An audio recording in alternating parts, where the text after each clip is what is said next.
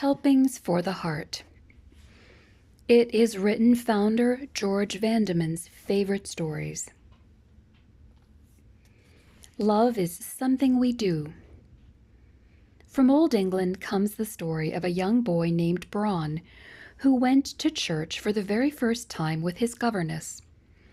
His parents were not Christians, and so Braun had never been to church before. But they decided it would be good for their son to go to hear the preaching and instructed the governess to take him to services the next week. Sitting in the pew, Braun watched the minister climb high into the pulpit. Then he heard the minister tell a terrible piece of news.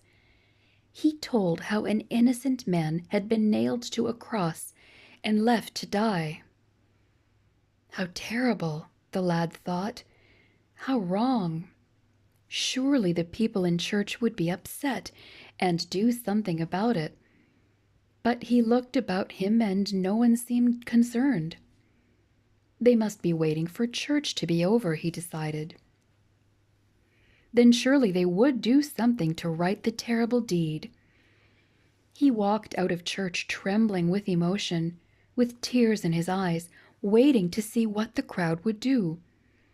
And his governess said, "Braun, don't take it to heart. Someone will think you are strange." Strange to be upset, disturbed by injustice. Strange to be stirred by so tragic a recital. Strange to care and want desperately to do something about it. Love is more than just something we say. Love is something we do. What is man? Mark Twain, in his story Captain Stormfield's Visit to Heaven, shared a tale that was obviously intended to be completely absurd. Captain Stormfield, the story goes, had died and was on his way to heaven, but was unable to resist the temptation to race with a comet. He ended up way off course in a sort of heavenly missing persons bureau. An angel, wanting to help, went up in a balloon alongside a huge map of the universe, hoping to locate our solar system.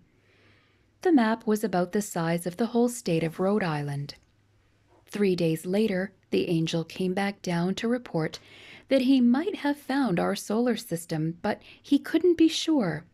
It might have been just fly specks. Just an absurd piece of exaggeration. Never intended to be taken seriously, but we now know that Mark Twain may not have been so far off.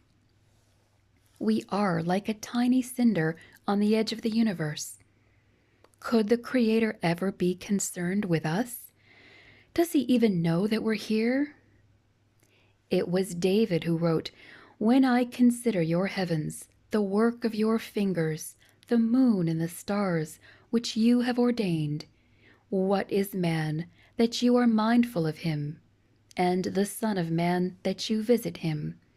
Psalm 8, verses 3 and 4.